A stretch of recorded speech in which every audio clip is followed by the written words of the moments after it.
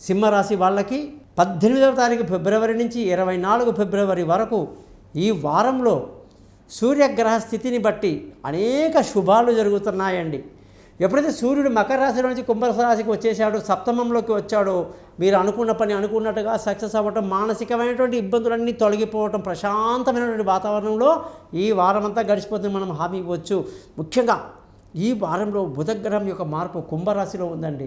అంటే ఇన్ని రోజులుగా ధనం యొక్క విషయంలో చాలా ఇబ్బంది పడ్డారు. అనుకున్న సమయానికి డబ్బులు రాకపోవడం, కుటుంబంలో కాస్త మనశ్శాంతి లేకపోవడం, పిల్లల చదువు విషయంలో పట్టించుకోకపోవడం, ఇవన్నీ కూడా తొలగిపోయి ఈ వారంలో మంచి ఆదాయంతో, కుటుంబ ప్రశాంతతతో చాలా బాగుంటారు.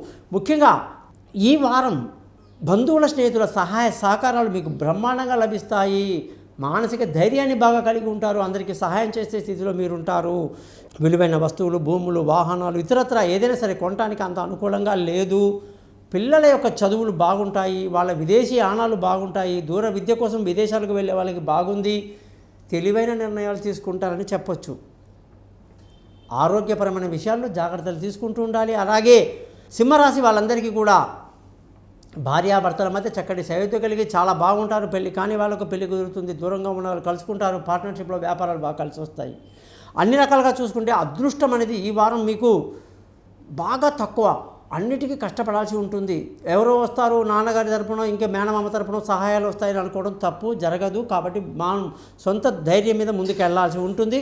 ఉద్యోగస్తులందరికీ కూడా ఈ వారంలో ఉద్యోగంలో ప్రమోషన్లు రావాలన్నా, ఇంక్రిమెంట్లు రావాలన్నా, పై అధికారుల ప్రశంసలు ఉండాలన్నా కూడా బాగా కష్టపడాలండి. ఏమాత్రం కూడా మీరు ఈగోకి వెళ్ళకూడదండి. ఉద్యోగంలో మారడానికి ఇది అస్సలు సరైన టైం కాదన్నమాట. ముఖ్యంగా సింహరాశి వాళ్ళందరికీ కూడా, వ్యాపారస్తులందరికీ కూడా మంచి లాభాలతో ఇన్ని రోజులుగా వచ్చిన నష్టమంతా తొలగిపోయి లాభంలో ముందుకు వెళ్ళిపోతారని చెప్పేసి గ్యారంటీగా చెప్పొచ్చు. ఈ వారం ఖర్చులు కూడా బాగుంటాయి. సింహరాశి వాళ్ళు ప్రతిరోజు కూడా చక్కగా సూర్యాష్టకాన్ని చదవండి. సక్సెస్ మీది కాకపోతే ఇంకెవరితో అవుతుందండి. All the best.